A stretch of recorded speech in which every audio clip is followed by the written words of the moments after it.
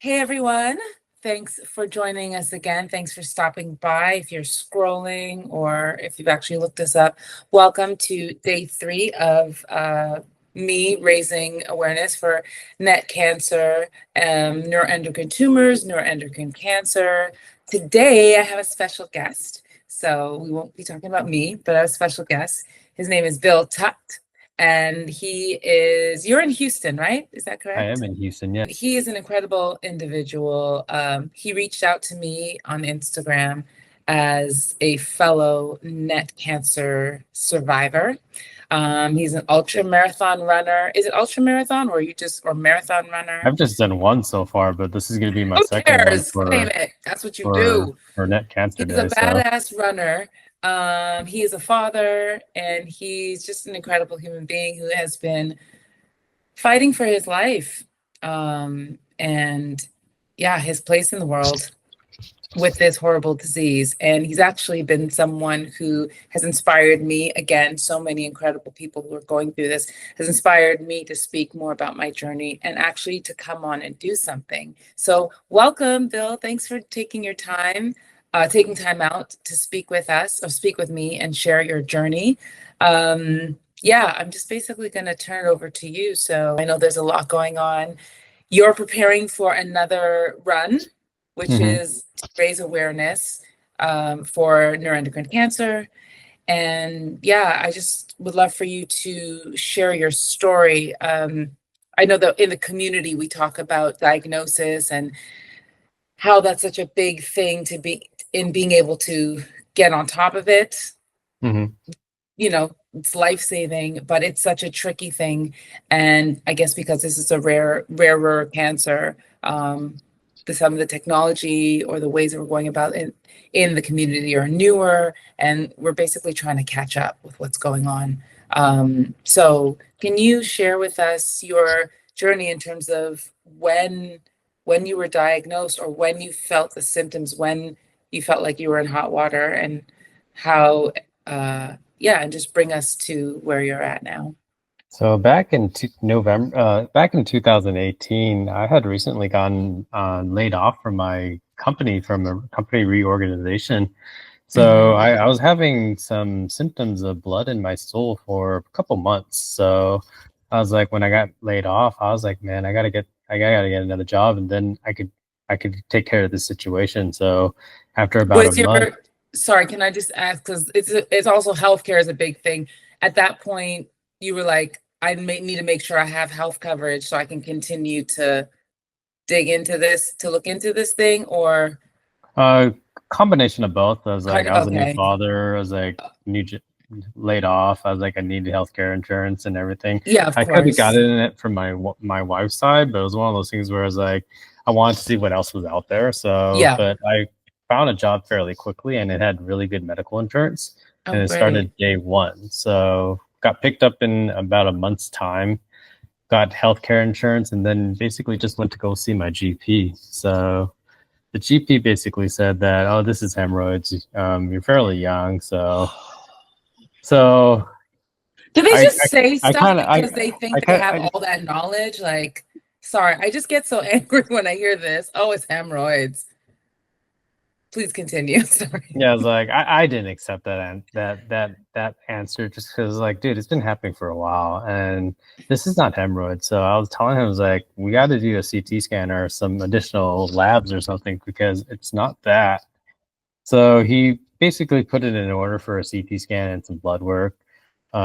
We did that. I followed up with him, and he said it was still hemorrhoids. And I honestly don't think he really read the CT scan, because if he did read the scan, it would have showed that there's a mass in my rectum. So I didn't know that at all. So what I did was I thought it was related to my spondyloarthritis, which is an autoimmune issue that I have, where it causes really bad back pain for me. So I go to my rheumatologist, and he tells me that this has nothing to do with your back pain. Um, and then he just basically referred me to a gastroenterologist, which is Okay. what the GP should have done straight from the beginning. I was gonna say So that's a good step, but it yeah, I was just like, took too long to get there. exactly. So I was like, Yeah. when he recommended that, I was like, I saw the GP and we scheduled a colonoscopy literally a week or two right after. So we did that. And when I basically woke up, he told me that it's like you have a very large mass in your rectum and it's most likely cancer and we need to start chemo right away. Oh my God. And so So from when you saw blood in your stool, 2018, I think you said November, till this point, how many months was that process? Just a couple of probably months? about ever since I saw blood in my stool, it's probably been since the diagnosis, probably about 2, 3 months at least. Okay. Okay. But that had probably obviously it's a large mass, so that had been there because again, that was what was probably causing the bleeding. And so at this point, it's like you need to get on it right away. So they prescribed chemotherapy for you. That was the first line of defense. Correct. So the diagnosis was grade 3 neuroendocrine carcinoma. So a little bit different from the neuroendocrine tumors, Can you whereas talk about that a little bit? neuroendocrine tumors is a less aggressive and slower growing tumor versus neuroendocrine carcinoma, which is considered high grade, where you see a Ki-67 number above 20%. So that just Mm, basically means that the cells rapidly divide. right. And when they put it on a pathology slide, they'll basically see more growth. Okay. So with mine, it was basically around 39% at the time. And it basically just said that you have high grade disease. So the only treatments that we could basically use are chemotherapy. Because So it's aggressive, and that's usually what the chemo, when we correct. use chemo. Yeah, okay. So I was like, when we started that, it's like once I got the diagnosis, they wanted to get everything done. So labs, blood work, scans, everything, just to make sure that they had they had enough information to make Yes. sure that they're making the correct diagnosis and call. So it took about a month and a half to get all that information done. And then I was supposed to start chemotherapy. Hmm. And then I was also trying to get into MD Anderson at the same time. So when I met with the nurse to discuss the Is that a chemotherapy, cancer hospital in, it is, or is yes, it it's the okay? top cancer hospital in the It's the US. right. So we were basically talking about cisplatin and etoposide, which is the typical platinum therapy that's used for NEC. Yeah. So I finally get a call back from MD Anderson, and we're supposed to start chemotherapy the very next day. And they basically tell me, as like, well, we're ready to admit you as a patient. So, and I tell them that's great. As like, I have all my labs, I have all my scans, so let's get started. They're like, oh, we can't use any of that, sir. They're like, well, we have to get all of our own. Oh We can't use my. any of those records. And I told the girl on the phone, I was like, if I do that, I'm gonna die because I'm literally losing 1 or 2 pounds a day. Oh my goodness. Uh, so I really did feel like I was dying. So when they said we'll get it all done in one day, they said we'll just get you in very early morning and you'll probably be here really late. So I told them that's fine. Schedule all the labs and everything. And literally a couple of days later, I was getting everything done over at MD Anderson. Wow. And then right after that, I saw the oncologist. He confirmed everything from the pathology and the scans. And then on top of that, we had a very similar treatment plan where he was recommending carboplan and etoposide. And the thing that made me feel more at ease with the oncologist over at MD Anderson was that he said carboplan and etoposide, even though that it's not that much difference in terms of effectiveness, it will give you a better quality of life. I understand you're a fairly young individual and you have a family and you still need to work. So we want to give you that option. So and that put me at peace and we started Yeah. that. So Can my first I can I just quickly interrupt? And please don't lose your train of thought, but I'm are you so you're with this amazing team. I mean, you're at this hospital. It's like the best of the best. Are you seeing specific NET doctors, NET oncologists, NET people, or is Yes. this you just So is it my multidisciplinary system, the way that they're looking at everything? Is that correct, right? It's a multidisciplinary system that we work Yeah. in but my main oncologist is a NET specialist. Oh, Arvind okay. Desari is my oncologist, and Okay. I do trust him, and he's kept me alive to this point. So I'm very Wow. fortunate to have Thank him you, as my sir. oncologist. That's Um, incredible. but yeah, like we started chemo right after Christmas on December 28th, and right after the first dose, I started feeling a little bit better. I was like, as with the typical news that you get from NEC, the news that you always get is the treatment is no longer working. So I've basically heard that now 8 times, just because now I'm on my 9th line of treatment. When So you say ninth line of treatment, so you started with chemotherapy. mhm. That's okay. And how long did you do chemotherapy? So when my father had cancer, had multiple myeloma, and so he actually did an oral form of chemotherapy. Um, Chemotherapy can look so, I think, like even with neuroendocrine tumors, I see a lot of like oral medicines. They're talking about that. Were you doing sort of the traditional, what I had in my head was you go and you sit and they infuse you and this thing runs through your body, and what did that look like, and how long did you have, how many treatments of chemo did you have to do? So in terms of total amounts of treatments that I've had, so to date, I've had 983 doses of cancer treatment, and Oh my that's gosh. spread out between chemotherapy, immunotherapy, targeted therapy, and targeted therapy. So I've somewhat done all of it.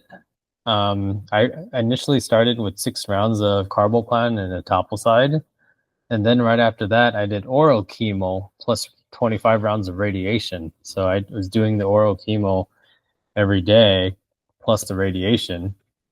And then right after that, I did another chemo, which was called FOLFIRI. So we did that. We did that for 6 doses, and that failed. And then we moved to FOLFOX, which is another chemotherapy with platinum agent. We did 17 rounds of that. How do you have So these numbers? These numbers are etched in your head.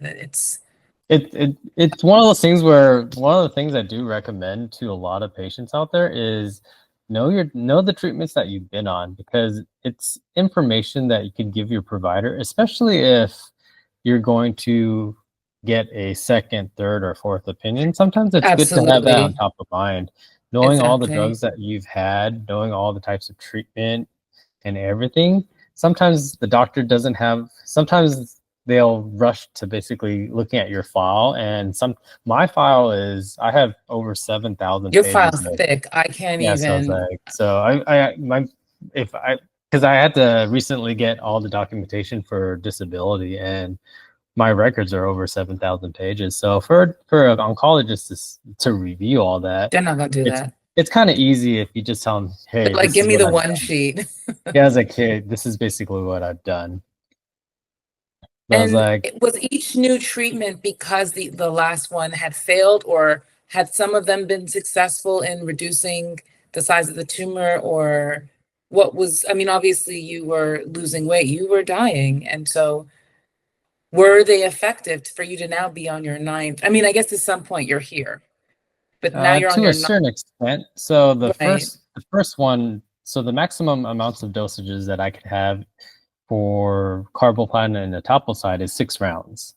So we Okay, so maxed you out did the that. 6 rounds. So I had to move to the next treatment. The Okay. next one was the radiation and the capecitabine, which was the oral chemotherapy.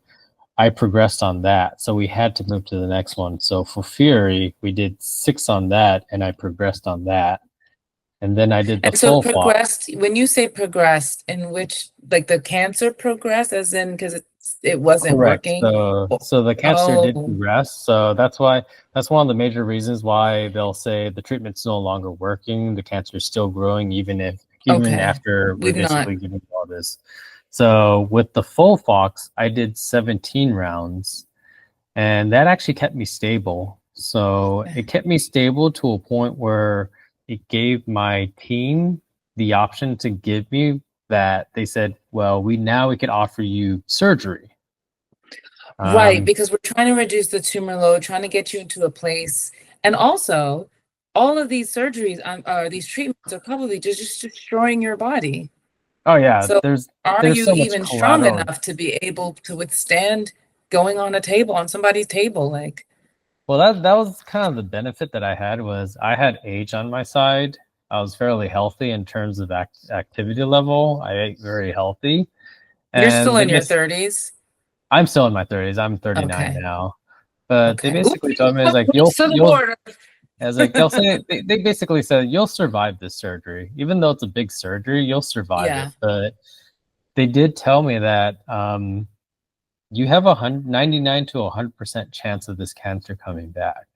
And I told them, I was like, that's completely fine, just because I viewed it as a hard reset Okay. where they removed as much tumor burden as possible that they could see, but I already knew that I had microscopic disease in my body. So we moved forward with the surgery January 20th, 2021. So we had an 18-hour surgery where they removed my rectum, my prostate, my bladder, one of the seminal vesicles, parts of my liver. Then they did radiation, and then they did reconstruction of my pelvis and my abdomen. And they basically sewed me up after that. And that it didn't stop from there just because they couldn't get all the tumors in my liver. 3 months later, they sent me back for a liver ablation on top of that. And then 2 months after the liver ablation, my cancer came back. So I only had five and a half months of being NED, which is no evidence of the disease. But it was also not a surprise just because I already knew my cancer was fairly aggressive. Yeah. And they set the expectations already where it's not a surprise, but at the same time they said you have a high chance of this coming back. So we did that. Now I'm in line for my first clinical trial. So after they did the surgery, they had tissue to do some genetic testing where it showed that I had something called an ATM mutation, which is typically seen in breast cancer patients as well as Mm-hmm. pancreatic cancer. Mm-hmm. So that was somewhat my saving grace, just because with ATM mutations, there's so many breast cancer drugs out there. That can help you. Correct. So what that did was I did something called olaparib and RP 3500, which is a ATR inhibitor as well as a PARP inhibitor. So Mm-hmm. we did a little over 400 doses where it was 4 days on and 3 days off, and it's twice a day. And it was an oral All of kit. these treatments sound so aggressive and like full throttle. I mean, is it in this at this point, is this an aggressive treatment? It's an experimental treatment. Okay. Normally with experimental treatment, a lot of the They times have to, these companies want to give you the highest dose that's tolerable and safe right.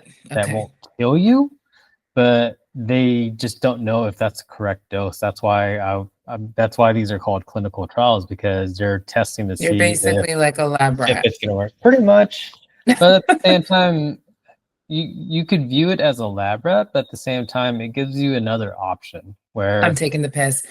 yeah, My, I know, and I was talking to another friend of mine who she had stage 4 colon cancer, but she had other complications. She had Lynch syndrome and BRCA2. And I think it was the Lynch syndrome that determined that her disease was hereditary. And the BRCA2 was a similar thing that you're talking about, where because she had that, it made her a candidate for, it meant that they could offer another treatment. Correct. And so as much as it's like, you don't want to hear that you have this rare cancer, but it actually opened up a door that ended up saving her life. Correct. So, and Because the way that's that what they it were did going, too. because for her, I think for her initially for her diagnosis, they were like, all we can offer you, or no, they actually were saying, because she had liver and lymph node metastasis, but because of the kind of cancer, they were saying that chemotherapy wouldn't actually be very effective beyond having the tumor in her colon removed. And Mhm. so they were then able to offer something else that would be able to target the other tumors. So you had liver metastasis, I guess, and Correct. so even though you were NED at some point, the cancer showed up again in the liver after the Correct. ablation. Correct. Wow. Okay. And so is there a protocol? So now you're in this new clinical trial. Is this sort of treating your overall, like everything that's in the body, or is it another targeted form of therapy? So it's a targeted form where the mutation, it just helps. The hope is that it will reduce the disease or it will just keep it stable. And what it did for Okay. me was it kept it stable for 23 months. But Oh, that's near that great. 23 months, probably around the 18-month mark, that's when we started seeing some growth in my liver. So in terms of my clinical trial, as long as the progression is less than 20% from each scan, you're considered stable, which is kind of Okay. interesting just because 20% is a fairly large number to me, Yeah. where I was like, that's a huge number. So it was always under that, but it started ticking up a little bit where, okay, this isn't working anymore. So then that's basically where we basically looked at other options where, okay, my next option was immunotherapy. Right. So we do vudalimab, where it's another option where I only did 2 doses and I ended up in the hospital in a total for about 12 days. And I had something called cytokine release syndrome, where it just caused a inflammatory cascade with my internal organs. So after 2 doses, we just had to throw myself off of that. And it Okay. took about 4 or 5 months just to get back on another treatment because it caused so much inflammation in my liver that I had to be off of treatment for that long. And for NEC patients, that's somewhat of a death sentence because you should never be off of any sort of treatment for NEC because it's so aggressive. Right. And did they give you something to help with the inflammation? Yeah, so we started with prednisone. They just gave me high Okay. dose steroids, Okay. They which were like, let's just kill this. No, yeah, I was like, no so, but turmeric, no liver herbs and stuff like yeah, but that. it's Like like just for yeah, 2.5 months, they gave it to me, and my numbers would that's roller coaster. insane. So I was like, and the thing with prednisone is you have insomnia. So for 2.5 months, I was like, I wasn't sleeping. So that didn't make. I'm pretty sure that didn't make things any better. And then after 2.5 months, they're like, this isn't working. So after that, they recommended another gastro I met with. He recommended a drug called tocilizumab, which is used for rheumatoid arthritis typically. So we jumped on that, and it took after about a week. It did the same thing. It would roller coaster for about a Go month. down and up and So I was then like, but they're like, we need to give it a little bit more time. So after another month, we started seeing a drop in my numbers. okay. And finally, at that 2 month mark, it basically showed stable liver markers. So Okay. then they allowed me to jump on the next clinical trial. So this is now clinical trial number 3. So ART 6043. We did 84 doses of that, and that didn't do anything. So we had to move on to the next one called IDE 161. We did about 64 doses on that, and that didn't work either, unfortunately. So now that we have 3 drugs that are no longer working for my ATM mutation, we can't really look at that as an option anymore. So now I spoke to my main oncologist, and he brought up a very interesting bit of information because Please share. he was looking at my scans from the very beginning of my diagnosis, where even though majority of my disease was NEC, he said he did the PET scan did show that I had some activity in my pelvis, which was NET. But Okay. it was very hardly noticeable. So So we these do are it. now, there's more, when you say activity in your pelvis, is this tumors that have a lower grade, Correct. that are, This okay. is kind of interesting where this kind of changed a lot of things where, okay, so we did a dotatate scan, which is Yeah. typically used for NET patients. Yeah. That's what we So it did. was basically a shot in the dark where both of Right. us, we weren't sure that this was gonna light up. So we did our Right. scan. I did a scan on the Friday, Hmm. and we did the scan, and then I come back on Monday to meet with the oncologist. And to our surprise, it lit up in all the areas that I've had progression. So in my lung, in my pancreas, in my Lies. so I was like, and then on top of that, we did find out that I do have disease in my bones. So that kind of explains some of the back pain I'm having because in Okay. that area, I'm starting to have back pain. So, but it lit up. So that actually gave me the option to do PRRT and lenriotide now. So I recently jumped on lenriotide about 2 weeks ago, and then I'll be jumping on my first dose of PRRT in a couple weeks. Okay, So, let's talk lanreotide and PRRT because that's where I live. And I remember when we first talked, you told me you were telling me all about NECs, and you were like basically like it's a more aggressive form of neuroendocrine cancer. My mind is just blown with everything that you're telling me right now. For you to even be sitting here talking about this, I am grateful that you're here. I know your family is. It's incredible what you've been through. And I really hope the rest of your journey is just, I hope you can make a turn. But let me tell you, so I'm on lanreotide, and it's kind of crazy to hear that January 20th, 2021, you were having surgery. The 19th of January was when I got my NET diagnosis. So oh, wow, okay. for 30th, 2020, that's when they found something, and they saw the liver and lymph node metastasis, but they didn't know, and they'd seen spots in my cervix or uterus or something. And I talked about this yesterday, but they ruled any cancer out in that area, and they weren't entirely sure. And then they didn't think it was lymphoma. Again, it's like they're looking for like the commonalities of certain diseases to try to figure it out. But whilst they're doing biopsy and blood work and certain other markers, and the dotatate scan was like this, they're in the right direction. They're actually using what we know now to be the most effective forms of diagnostics. Um, they're discovering this. So that journey started for me on the 5th of January, and then the 19th.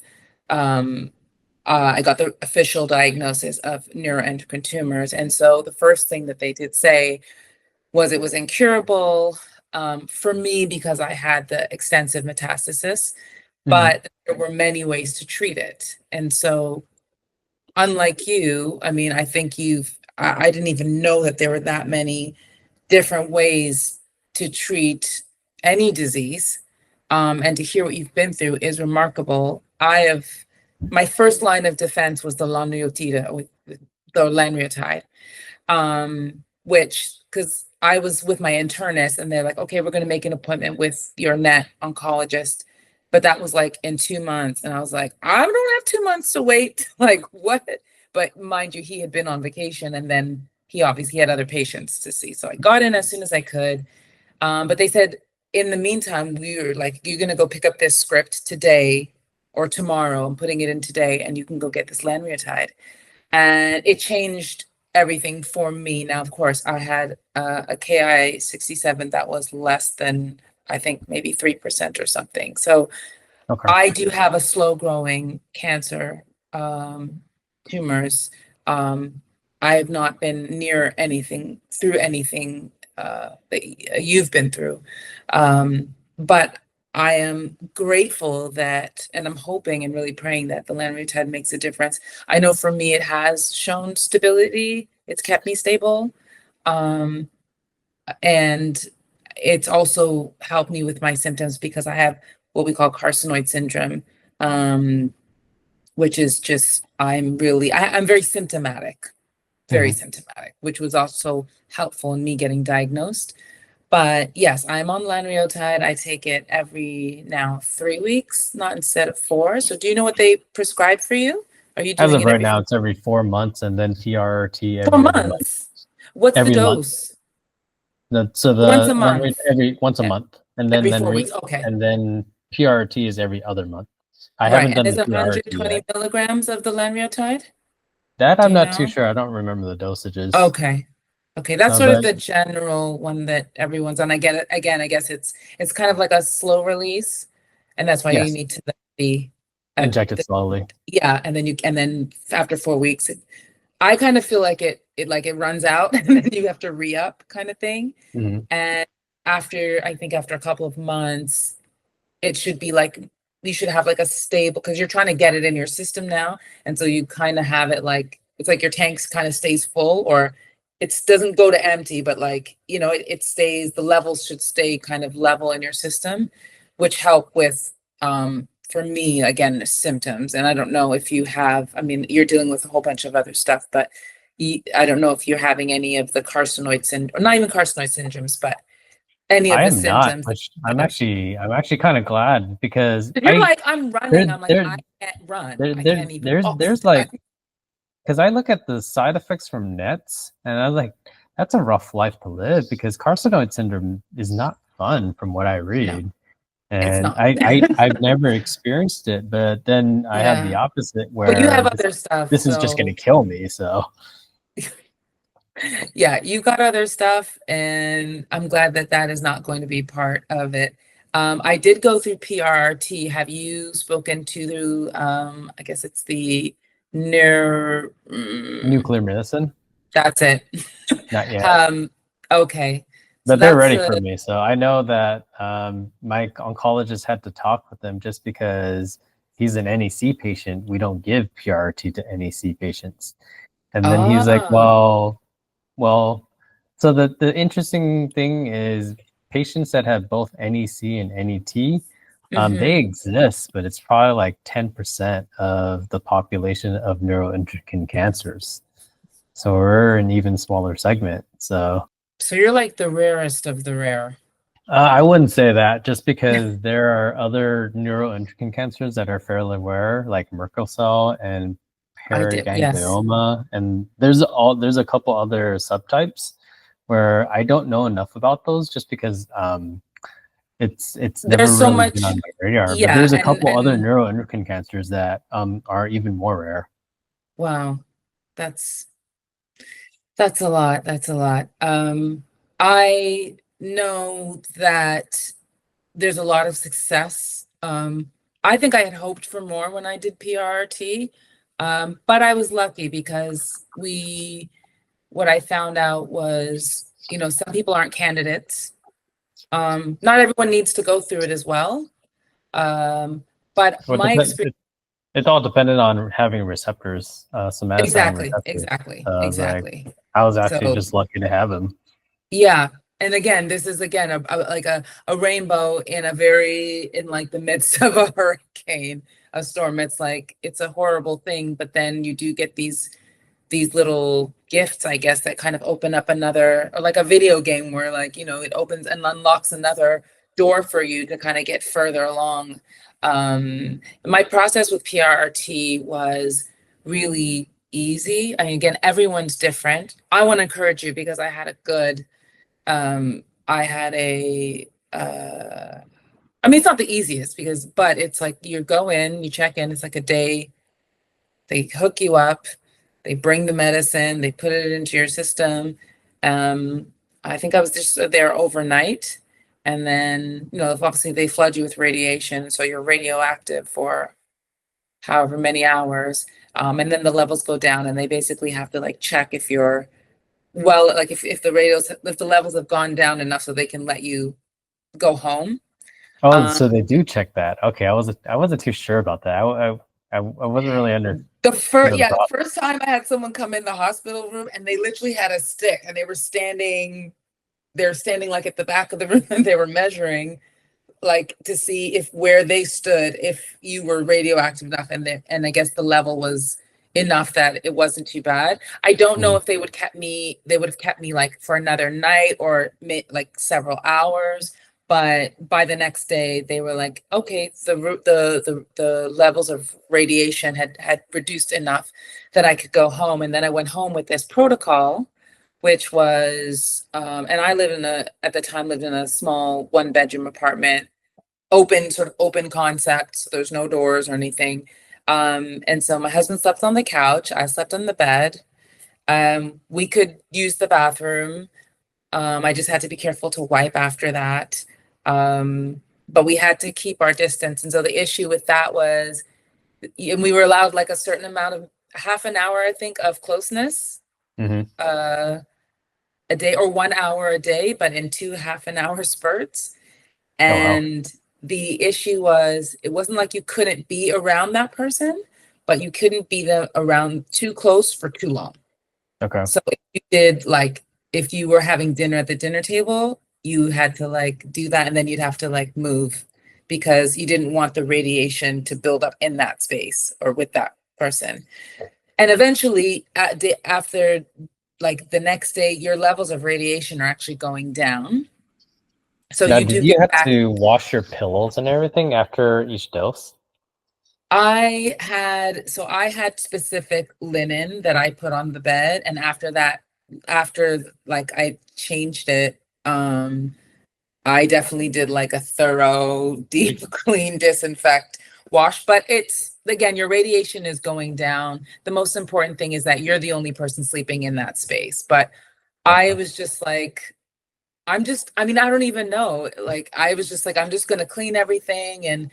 We, and I kept my towel in the bedroom. So again, anything that I would use, like my skin, or when I sat on the couch, I would put a blanket down and I would sit on one end and he would sit in like a chair or whatever. So we still like could be in the common space, but the most important thing that was shared with me was that you didn't want to be around anyone in a space for too long. So you could do your grocery shopping, you could be in public transit, you could be in the Oh streets. really? Yeah, Okay, I thought I because you had would to stay away from everybody. no, excuse me, because you can just keep, like, you walk by a person. So if you're walking by someone, you're passing them maybe for 2 minutes, not even 2 minutes, 5 seconds, like, and then you're moving. Excuse me, you're moving on. I think it's like if you were on the train or on the bus and you're standing there and you're in a crowded space for so long, that's where it would become problematic. So they would say, like, maybe you would take well, if you can drive, then that's good if you're well enough to drive, or if you could ride your bike, or if you could walk to work, or if you could work from home for a little bit. But I know people, they said people like the day after their treatment, they were back at work in the office. And obviously there's side effects, so fatigue, maybe some nausea, so sort of mild side effects. Fortunately, I didn't really go through anything too drastic, but I definitely went home for 7 days to like rest um and to recover. The end of my last PRRT treatment, I was getting ready to go into rehearsals for tour. Oh wow. And like, I got to be in London in rehearsal, blah blah blah. So I was like, how can I get to London? And we're sitting there like strategizing. At first like they weren't trying to let me go or like authorize me to leave. And then I told them who I worked for. I was like, "Do you know who I am?" No, but they like felt the urgency. They're like, "Oh, we've got to get you to London." And they were like, "Okay, well, if you take the train, you can sit. If you take the train, take like the business class or the premier class, whatever, because you can sit. You're not like directly next to somebody." Hmm. They also said by that day, my radiation would be so low that I probably wouldn't affect anyone. but they're like 4-hour journeys. So they said, get up and every hour, just go for a walk, just move out of that space and then come back. So they were really good about helping me navigate, like, for me specifically, how to get to London. And then I was like, okay, she's like, if you fly, she's like, you might go off when you walk through the Oh, interesting. yeah, the security thing, right? But she was like, it's created to detect radiation, like bombs, basically, or radioactive material. But she's like, the levels, your radiation is going down every day, so you're probably not going to set it off. And she's like, if for some reason it goes off, we're going to give you a letter. And the letter basically said that I was this patient, I had radiation, but my levels are low and whatever, and blah, blah, blah. And so fortunately, I ended up flying. It wasn't a problem. I did sit in business class. It's busy, but I just got up and moved around the plane. It's a 45-minute flight. And that was the longest place that I actually had to sit around people. Prior to that, you're going through security, you're moving. So there's not really be an impact for anyone else. And then the only other thing she said is try not to be around any pregnant people. If you see a pregnant person, like, book it, because Yeah, that makes sense. don't want to affect them. But all my treatments were pretty mild. I returned to, I don't say normal because we're not living our normal lives, right? But to what I was doing pretty quickly. And they give you a protocol sheet. They should anyway, of like kind of do's and don'ts. And I think my first time I was like, by the book, and obviously you have a little girl, so that's something that, you want to take into consideration. But by the second and third, I was like, oh, we got this. We kind of knew, what we could and couldn't do. And we were fine and we got through it. And fortunately for me, it was successful. I did hope that I would have had much more shrinkage, but I did have a reduction in tumor size. And it did bring me to a place where I was stable, and I've been stable since. Again, I'm not dealing with anything else, but I don't know. I'm like excited for the fact that, like you said, you did your PET dotatate scan and, you had lights everywhere, that maybe this could really be effective for you. And even the fact that you're a candidate, that's really great. That's really great, because you've actually been through so many other aggressive forms of treatment where, like I said, for me and other patients that have a similar diagnosis, for me, our first line of defense was the lanreotide. Then it was PRRT. I'm not a surgical candidate. I have too much liver metastasis. So they like, there's not enough healthy, untouched liver that they could regenerate from. So we're actually considering. Are you a candidate for a liver transplant? I don't know. I don't think, I don't even know how that works, because I don't know. I guess I never assumed that cancer patients were. So I guess in some cases. like here, they would basically say you would have to find your own donor. Oh, okay. So that's a caveat of it, where yeah, you can do it, but you're on your own to find a donor, because they typically reserve those livers for people who are healthier. Healthy, but yeah. They're like, well, we're just going to give you this liver and you're just going to fuck it up again. So yeah, that's pretty much their thought process on it. So it makes complete sense. It totally does. And, for what it's worth, every time I do get the beautiful thing about the liver, and again, I'm not a doctor, but is that it does regenerate. It's the only organ that does.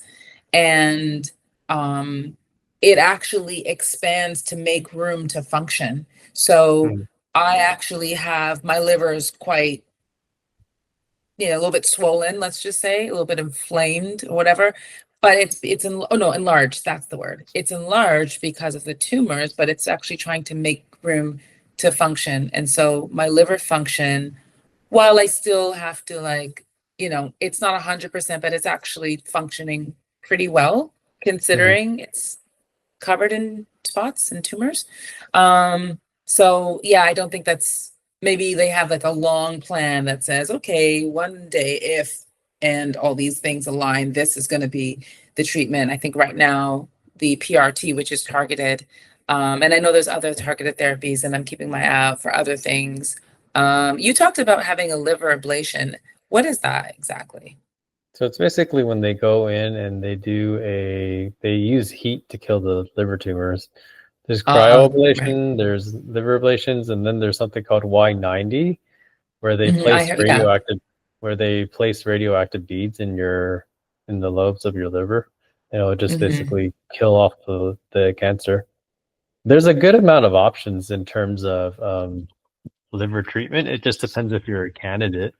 And Yeah. then I've now not, there's something sorry. called histotripsy, which uses sound waves. I've heard of that. I've heard of that. And I heard that they're actually getting further with that. Because I think the last time I brought it up to my nurse practitioner, um, he was just like, he basically said that it was, I mean, it was quite new.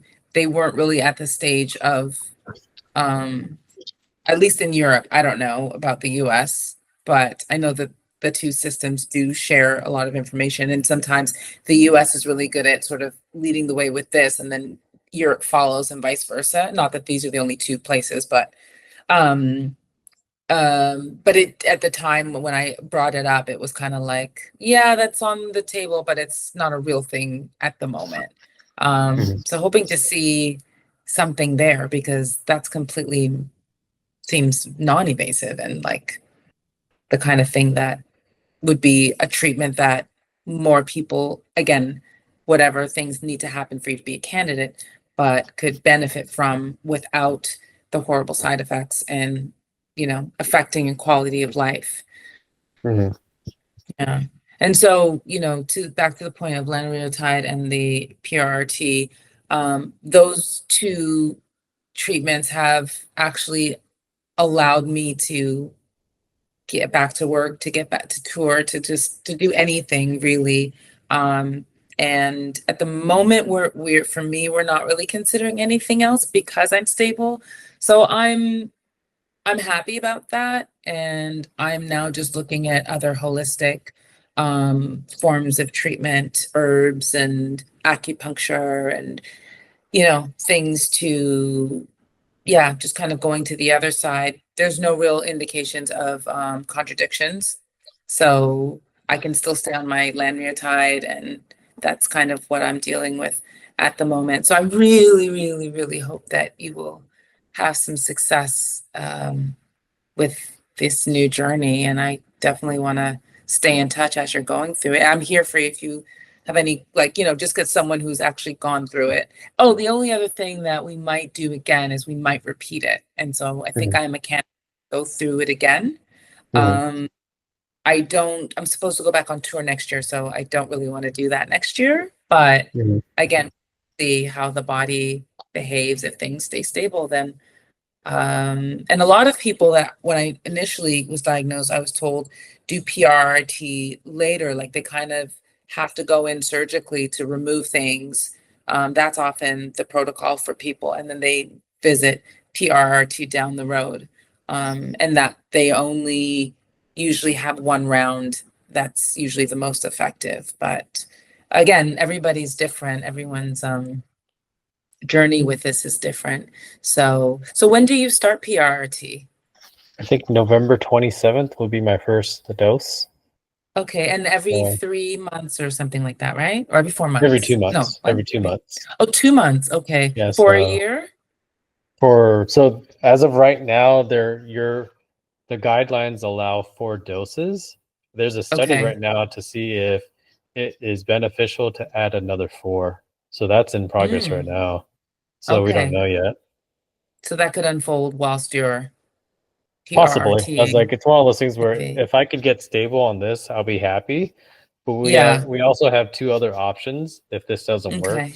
So I may jump on tarlatamab, or Okay. I could jump on a clinical trial over at the NIH. Okay. I inquired about I feel like I need to get back on my hustle. because I wouldn't worry about it too much, especially if you're stable, but I would just have it in your back pocket.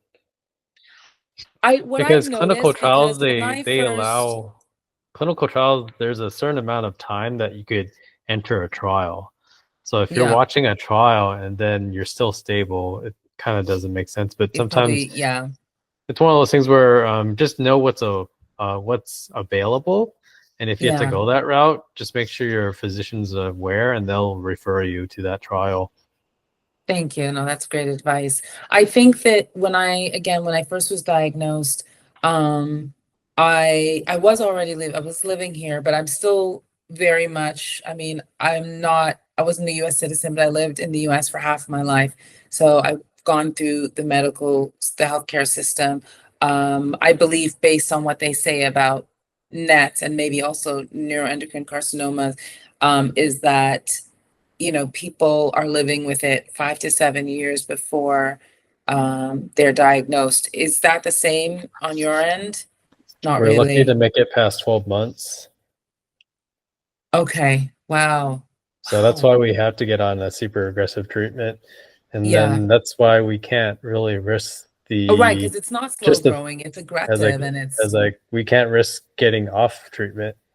yeah. So that's No. the main that's the main negative about it. Yeah. A lot of the times, like I've always told people that I've been on so many different treatments that Mhm. every time something fails, I kind of don't really have room to breathe because it's a life or death situation in terms of a decision. So it's more like, okay, what's the next poison that I'm going to take? You're like, let's go. So, but I'm How also has one your of the, mental health been through all this? I mean, I think it goes without saying, but you seem to have such a I guess I don't want to say there's a nonchalance about you, but because this has been my life for however many years now, it's like I'm used to okay, this didn't work. Like you kind of get used to things, which is, I guess, part of how you cope. Because if every time there's a twist in the plot, your world is turned upside down. I mean, I know it's been a roller coaster for you. How are you able to, what do you do to manage your mental so stability and your joy? mental stability and mental health are a very, it's a, it's a, it's a seesaw effect with me just because there's highs and lows, but I finally started seeing a therapist in September. So it took me almost 6 years to see a therapist. So it's helping, but I would recommend that you find a support group that understands your disease. Um, I exercise like a maniac, so most people already know Yeah, that. see, you So, exercise and run, so that's a big part of your so of it with the exercise, it helped a lot just because it helped me tolerate my treatments.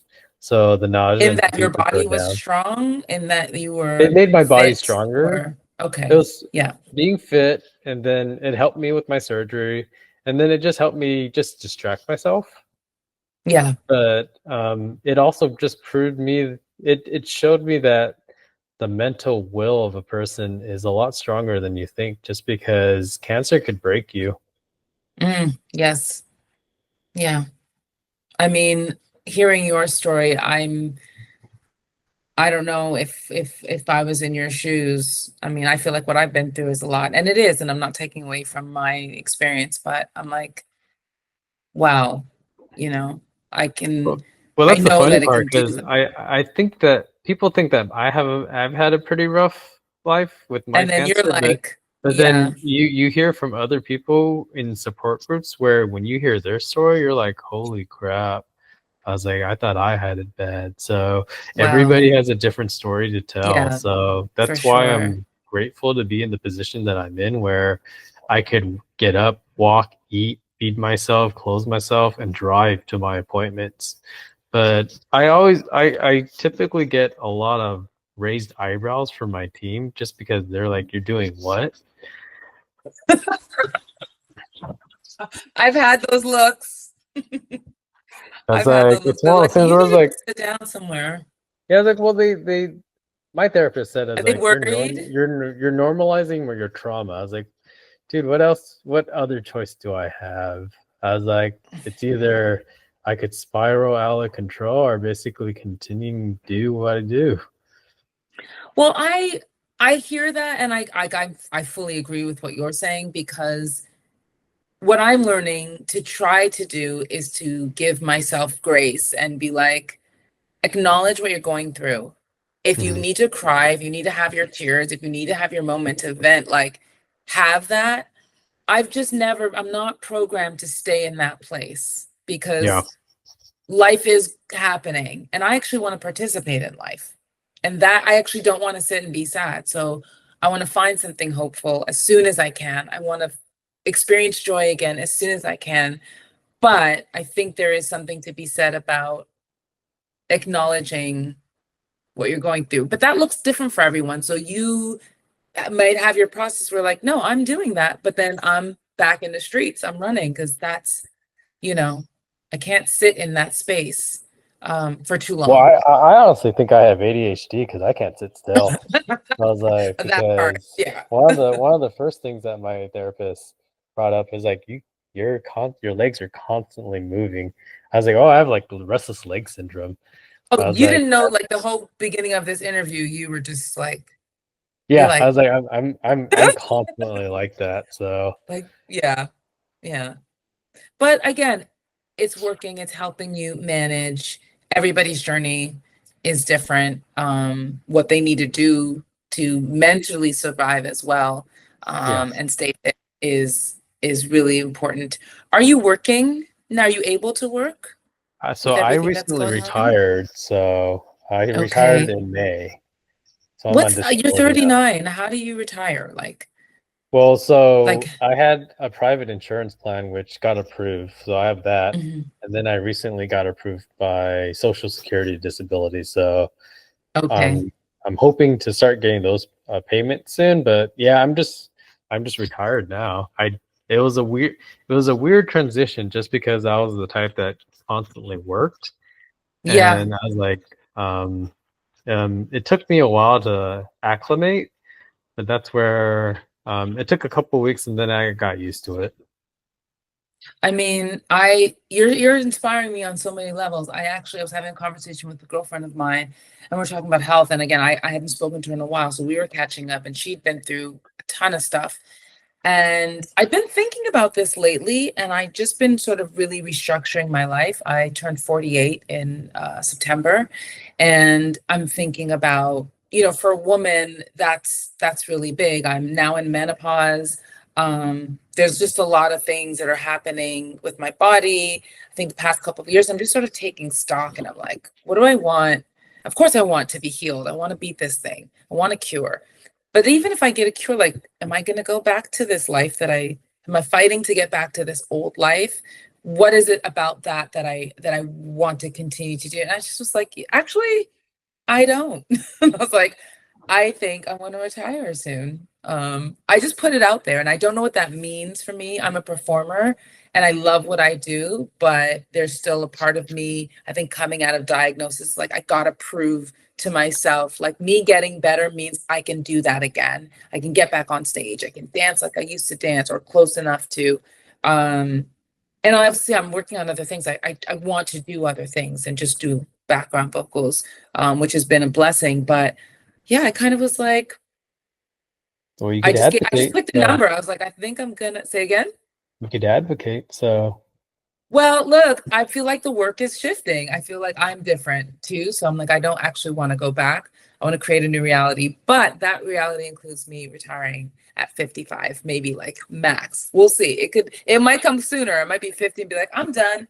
But yeah, of course, a lot of things that to take into consideration. But I think the way that you are embracing your journey, your life, it's so inspiring. It's so admirable. And I know you're not necessarily doing it to be, you know, anything other than just fighting for your life and wanting to be a husband and a father and to be around to enjoy your life. And so I'm glad that you're still doing it. I'm glad that you're running and that you have a ADHD because it's making you And we don't know engage about and the want to ADHD engage. yet. I know. I've I'll see if diagnosed. I can get it. I've done an Instagram diagnosis because everyone posts about ADHD, and I was like, damn, I do that. Oh my God, I do that too. Do I have ADHD? Oh my God, I think it's a bit of a joke, but I'm glad you're doing your stuff. Speaking of stuff, you're doing this marathon or this run. Are you doing it on Net Cancer Day on November 10th? I am. So I'm basically just gonna start at How's that? a running store. I'm gonna start at Fleet Feet in They near gonna get my ready to give me some shoes?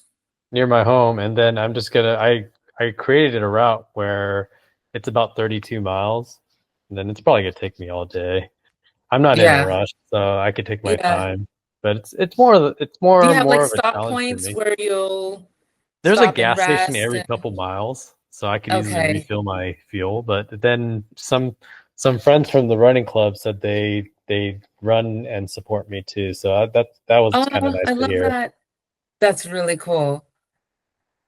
And so what's the goal for the race or for the run?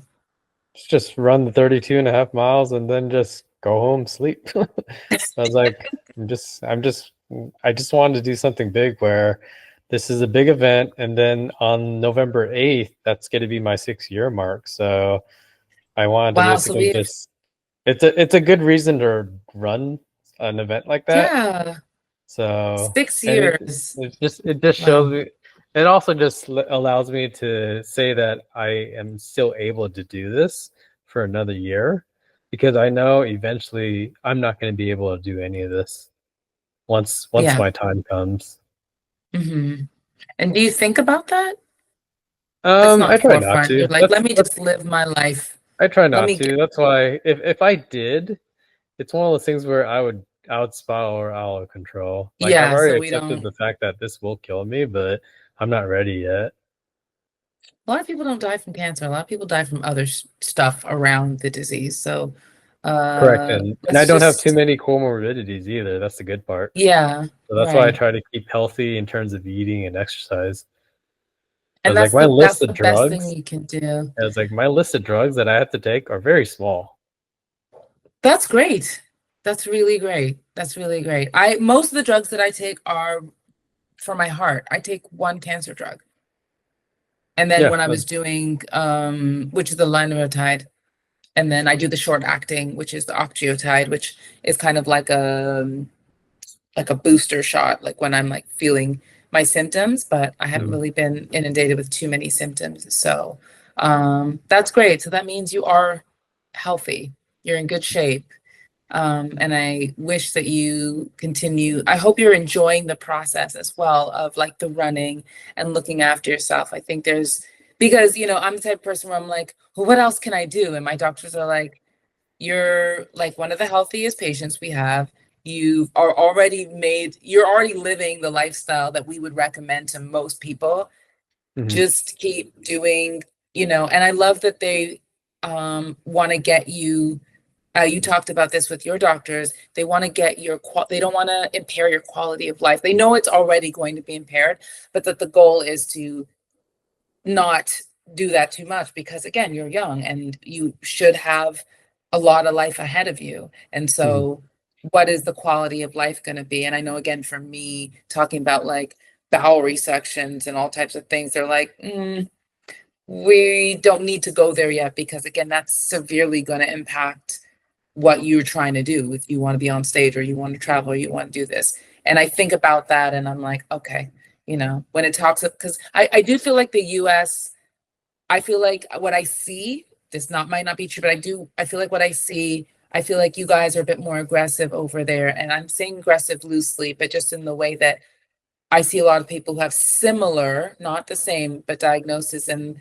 they're like, oh, I had this and da da da da da, and but they don't necessarily always talk about their quality of life. And I'm like, okay, well, whilst I can't do surgery or whatever, I actually can do a lot of other things. And at first I thought, oh, maybe the Netherlands or Europe is a little bit slow, like not slow, but just again, non-aggressive. And I'm like, I want this thing out of my body. I want as much of it out of my body ASAP. But I am realizing that there is a balance because I do have a busy life and I like it, and I still want to be able to do these things. So, um, yeah. Well, I'm excited for you. I'm going to be cheering you on. I'm going to be checking in. Is your profile public? Can we follow? Can we? It's private, so It's private? Okay. Well, I'll just do some updates and we'll find you. Is there anything that you want to share with the people that are listening or watching? Anything about, I don't know if you could just say one thing or one or two things. What's the most important thing that you want people to know? just learning how to advocate for yourself. If a doctor says Mhm. that this is what you have and you don't believe what they say, speak up. Just It's not because fucking hemorrhoids. as like it's one of those things Sorry. where it's like, yes, they are doctors, but they can be wrong. They're human too. Yeah. So if you don't think they are right, get a second opinion or a third or a fourth. Just Yeah. stick up for yourself. Just because we are in a society where we think the doctor knows best, but sometimes they don't always know best. So align yourself with the information that you need to know because knowledge is power. Amen. Amen. Well, thank you so much, sir. I've taken up enough of your time, but again, I'm so grateful for you for coming on and sitting and talking with me. We finally talked and we need to do more Yes. stuff. So we'll just keep in touch. Guys, don't forget that this November the 10th is Neuroendocrine Cancer Day. Google it, get online. I'm going to share some stuff where you guys can just have an easy post. If you guys could just post about it, then that reaches your network and each one can reach one. And I just want um, this rare form of cancer, this rare disease to be more in your mind. If you hear about it, know the symptoms. As they say, know the symptoms, push for diagnosis, advocate for yourself. And thanks so much for watching. Thanks, Bill. Thanks, Anash. You Enjoy have a the good rest one. of your day. Okay, bye.